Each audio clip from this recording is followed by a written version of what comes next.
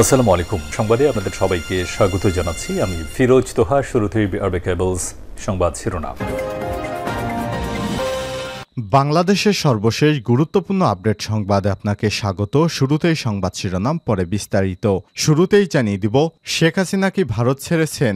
দীর্ঘ 15 বছরের শাসন আমলে শেখ হাসিনা অত্যন্ত গর্বের সঙ্গে রাষ্ট্র পরিচালনা করতেন, আর মাত্র ৪৫ মিনিটের নোটিশে দেশ ছেড়ে পালাতে বাধ্য হন সাবেক এই প্রধানমন্ত্রী। বিগত 2 মাসের অধিক সময় তিনি ভারতে অবস্থান করছেন। এবার বেসরকারি একটি গণমাধ্যম এমনটাই জানিয়েছে যে শেখ হাসিনা এবার ভারত ছেড়ে সংযুক্ত আরব আমিরাতে আশ্রয় নিয়েছেন। এ বিষয়ে গুরুত্বপূর্ণ সংবাদ জানাবো, বন্ধুরা, সঙ্গেই থাকুন। এদিকে গণহত্যার সঙ্গে জড়িত কাউকেই ছাড় দেয়া হবে না বললেন আব্দুল হালিম।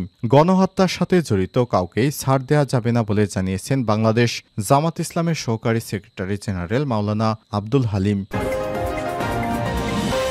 এবারে জানাবো, আবু সাইদকে সন্ত্রাসী বলা সেই ম্যাজিস্ট্রেটকে গ্রেপ্তারের আলটিমেটাম। বৈষম্যবিরোধী ছাত্র আন্দোলনে পুলিশের গুলিতে নিহত হওয়া বেগম রোকেয়া বিশ্ববিদ্যালয় বেরোবি শিক্ষার্থী আবু সাইদকে সন্ত্রাসী বলা লালমনিরহাট জেলা প্রশাসকের নির্বাহী ম্যাজিস্ট্রেট তাপসী তাবাসসুম উর্মির স্থায়ী বহিষ্কার ও তাকে গ্রেপ্তারের 24 ঘণ্টার আলটিমেটাম দিয়েছে বিশ্ববিদ্যালয়ের শিক্ষার্থীরা।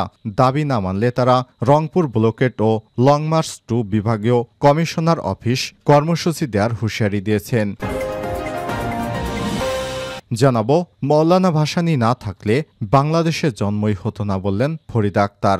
মৎস্য প্রাণী সম্পদ মন্ত্রণালয়ের উপদেষ্টা ফরিদা আক্তার বলেছেন, মাওলানা আব্দুল হামিদ খান ভাসানী টাঙ্গাইলকে সারা বিশ্বের কাছে পরিচিত করেছেন। মাওলানা ভাসানীর মতো নেতা টাঙ্গাইলে আছেন, এটাই আমাদের গর্ব। তার ইতিহাস পাঠ্যপুস্তকে অন্তর্ভুক্ত করতে হবে। জানাবো, আমরা ছাত্রলীগের ২০ দাঁত ভেঙে দিয়েছি বললেন হাসনাত আব্দুল্লাহ। ফ্যাসিবাদ বিরোধী আন্দোলনের মাধ্যমে ছাত্রলীগের ২০ দাঁত ভেঙে দেওয়া হয়েছে বলে মন্তব্য করেছেন বৈষম্যবিরোধী ছাত্র আন্দোলনের অন্যতম সমন্বয়ক হাসনাত আব্দুল্লাহ। আজ বিকেলে রাজধানীর জাতীয় জাদুঘরের সামনে আয়োজিত ছাত্র জনতা সংহতি সমাবেশে সব মন্তব্য করেছেন তিনি। এবং সর্বশেষ জানিয়ে দিব, দ্রব্যমূল্য নিয়ন্ত্রণে বিশেষ টাস্কফোর্স গঠন করা হয়েছে। নিত্য প্রয়োজনীয় জিনিসপত্রের দাম নিয়ন্ত্রণ করতে বিশেষ টাস্কফোর্স গঠন করেছে সরকার। বাজার পরিস্থিতি এবং সরবরাহ চেইন তদারক ও পর্যালোচনার জন্য জেলা পর্যায়ে এই বিশেষ টাস্কফোর্স গঠন করা হয়েছে। বাণিজ্য মন্ত্রণালয় থেকে সংক্রান্ত একটি প্রজ্ঞাপনে বিষয়টি জানানো হয়েছে। এই বিশেষ টাস্কফোর্সের আহ্বায়ক হিসেবে দায়িত্ব পালন করবেন অতিরিক্ত জেলা প্রশাসক, আর সদস্য সচিব হিসেবে দায়িত্ব পালন করবেন জাতীয় ভোক্তা অধিকার সংরক্ষণ অধিদপ্তরের সহকারী পরিচালক। এতে সদস্য হিসেবে থাকবেন অতিরিক্ত পুলিশ সুপার, জেলা খাদ্য নিয়ন্ত্রক ও উপযুক্ত প্রতিনিধি, জেলা প্রাণী সম্পদ কর্মকর্তা বা উপযুক্ত প্রতিনিধি, জেলা মৎস্য কর্মকর্তা, কৃষি বিপণন কর্মকর্তা, সিনিয়র কৃষি বিপণন কর্মকর্তা, ক্যাবের প্রতিনিধি এবং 2 জন শিক্ষার্থী প্রতিনিধি। প্রিয় দর্শক, এতক্ষণ শুনছিলেন সংবাদ শিরোনাম, এবারে বিস্তারিত।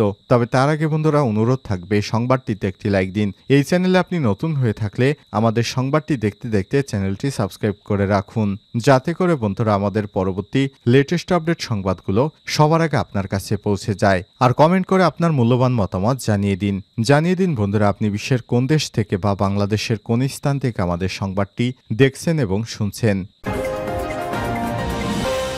শেখ হাসিনা কি ভারত ছেড়েছেন?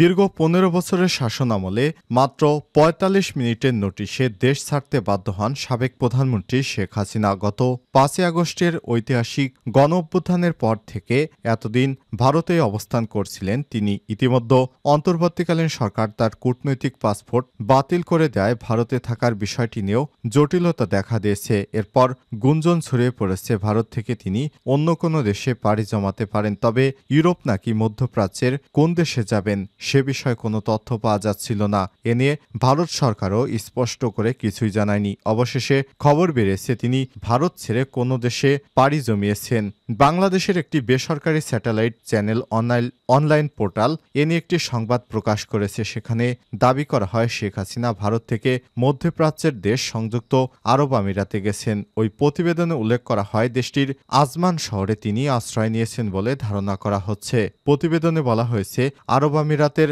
আজমান শহরে শামীম ওসমানের নিজের একটি বাড়ি আছে শোনা গেছে, সেখানে তিনি উঠেছেন বলে ধারণা করা হচ্ছে। সেখানে আরও উল্লেখ করা হয় শেখ হাসিনা ভারত ছেড়েছেন বলে কয়েকটি সূত্র থেকে জানানো হয়েছে। এর আগে শামীম ওসমানকে দিল্লিতে নিজামুদ্দিন আউলিয়ায় দেখা গিয়েছিল।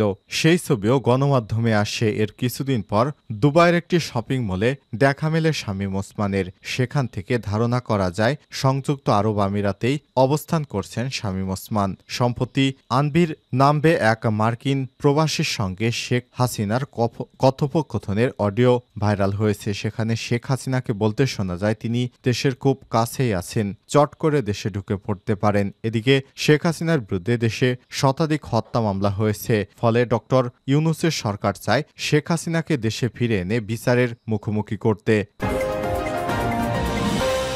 গণহত্যার সাথে জড়িত কাউকেই ছাড় দেওয়া যাবে না, আব্দুল হালিম। গণহত্যার সঙ্গে জড়িত কাউকেই ছাড় দেওয়া যাবে না বলে জানিয়েছে বাংলাদেশ জামাত ইসলামের সহকারী সেক্রেটারি জেনারেল মাওলানা আব্দুল হালিম। এ সময় তিনি বলেন, ফ্যাসিস্ট আওয়ামী লীগ সরকার জামাত ইসলাম ও ইসলামী ছাত্র শিবির সহ বিরোধী মতের নেতাকর্মী, আলেমুলামা এমনকি ধর্মবর্ণ নির্বিশেষে সকলের উপর সীমাহীন জুলুম নির্যাতন করেছে। তারা বিগত 15 বছর যাবৎ অবৈধভাবে ক্ষমতা প্রয়োগ করে জাতির উপর অপশাসন, দুঃশাসন, স্টিম রোলার চালিয়েছে। বিরোধী মতের নাগরিকদের কোনো অধিকারই ছিল না তাদের দমন পীড়নে, অথচ তারা সবাইকে সীমাহীন জুলুম নির্যাতন করেছে। তারা বিগত 15 বছর যাবৎ অবৈধভাবে ক্ষমতা প্রয়োগ করে জাতির উপর অপশাসন এবং দুঃশাসনের স্টিম রোলার চালিয়েছে। বিরোধী মতের নেতাকর্মীদেরকে তারা নিপীড়ন করে বাংলাদেশের আকাশ বাতাস প্রকম্পিত হয়ে গিয়েছিল। ছাত্র জনতার গণ অভ্যুত্থানে 1,500-এর অধিক মানুষ খুন এবং 30,000-এর বেশি মানুষকে আহত হওয়া আওয়ামী ফ্যাসিবাদের জ্বলন্ত উদাহরণ। এমন কোনো মানবতা বিরোধী অপরাধ নেই যে তারা করেনি। তাদেরকে অবশ্যই আইনের মুখোমুখি হতে হবে এবং শাস্তি পেতে হবে।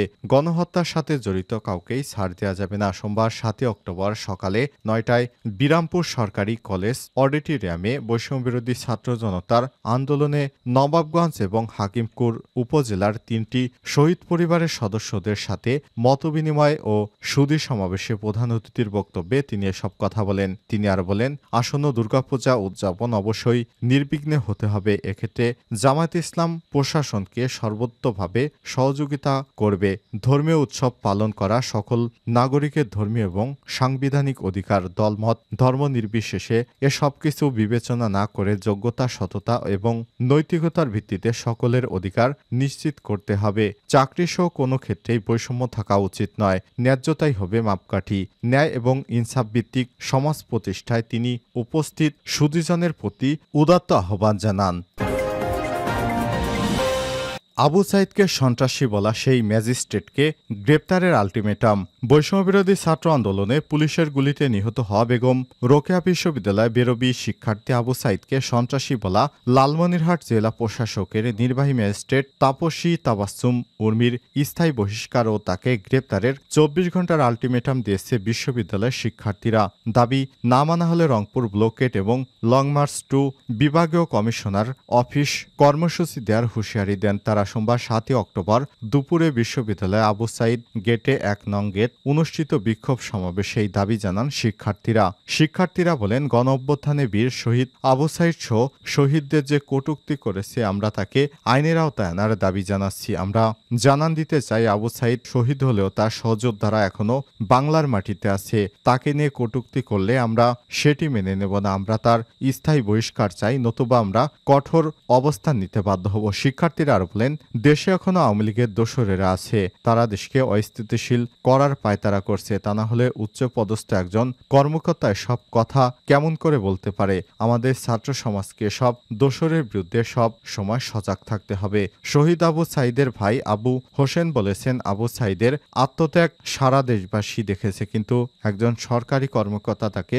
সন্ত্রাসী বলেছে। এই ম্যাজিস্ট্রেটকে স্থায়ী বহিষ্কার করে আইনের আওতায় আনতে হবে। এর আগে শনিবার 5 অক্টোবর দেওয়ার ফেসবুক পোস্টে আবু সাইদকে সন্ত্রাসী আখ্যা দিয়ে উর্মি লেখেন, মানে কত বড় বোকার স্বর্গে আছি এটা শুধু চিন্তা করি। আবু সাইদ বিশৃঙ্খলা সৃষ্টিকারী সন্ত্রাসী একটা ছেলে যে কিনা বিশৃঙ্খলা করতে গিয়ে নিজের দলের লোকের হাতেই মারা পড়ল, সে নাকি শহীদ, এটা এখনো মানা লাগবে। উর্মি আরও লিখেন, আর এই আইন ভঙ্গকারী সন্ত্রাসীর জন্য দেশের অথর্ব অতি প্রগতিশীল সমাজ কেঁদে কেটে বুক ভাসিয়েছে।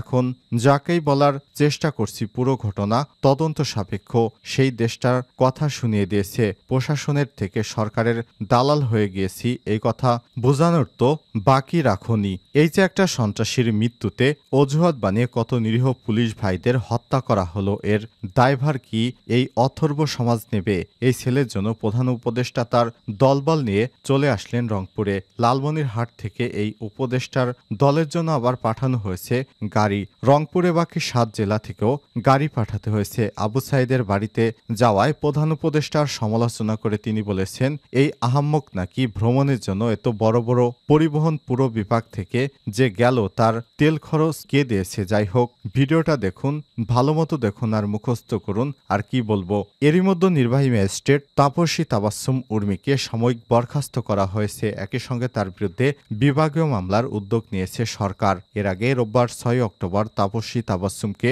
জনপ্রশাসন মন্ত্রণালয়ের বিশেষ ভারপ্রাপ্ত কর্মকর্তা ওএসডি করা হয়েছে। মওলানা ভাসানী না থাকলে বাংলাদেশের জন্মই হতো না, ফরিদ আক্তার। মৎস্য এবং প্রাণী সম্পদ মন্ত্রণালয়ের উপদেষ্টা ফরিদ আক্তার বলেছেন, মাওলানা আব্দুল হামিদ খান ভাসানী টাঙ্গাইলকে সারা বিশ্বের কাছে পরিচিত করেছেন। মাওলানা ভাসানীর মতো নেতা টাঙ্গাইলে আছেন, এটা সারা বাংলাদেশের গর্ব। বাংলাদেশের ইতিহাস তিনি সৃষ্টি করেছেন। মাওলানা ভাসানী না থাকলে এই বাংলাদেশের জন্ম হতো না। তিনি ছিলেন মজলুম জননেতা। এই ফারাক্কার বিরুদ্ধে প্রতিবাদ তিনিই প্রথম করেছেন। আগামী প্রজন্ম কেন তাকে চিনবে না উল্লেখ করে তিনি বলেছেন, এটা একমাত্র চেনার উপায় হলো পাঠ্যপুস্তকের মাধ্যমে। তাই অবশ্যই মাওলানা ভাসানীর ইতিহাস পাঠ্যপুস্তকে অন্তর্ভুক্ত করার জন্য প্রয়োজনীয় পদক্ষেপ নেয়ার আশ্বাস দেন তিনি। এজন্য যদি মানববন্ধনে দাঁড়াতে হয় তাহলে তিনি অবশ্যই মানববন্ধনে দাঁড়াবেন। সোমবার দুপুরে টাঙ্গাইল জেলা পুলিশ কমিটির সদস্যদের সঙ্গে মতবিনিময় সভায় প্রধান অতিথির বক্তব্যে ফরিদা এসব কথা বলেন। জাতীয় মাছ ইলিশের বিষয়ে তিনি বলেন, বাংলাদেশের ইলিশ মাছের জন্য অত্যন্ত গুরুত্বপূর্ণ জায়গা। আমাদের পদ্মা মেঘনা ইলিশ আছে। বাংলাদেশ থেকে ইলিশ চোরাচালান বন্ধে কোস্টগার্ড, বিজিবি সহ আইনশৃঙ্খলা বাহিনীর সদস্যরা শক্ত অবস্থানে রয়েছে।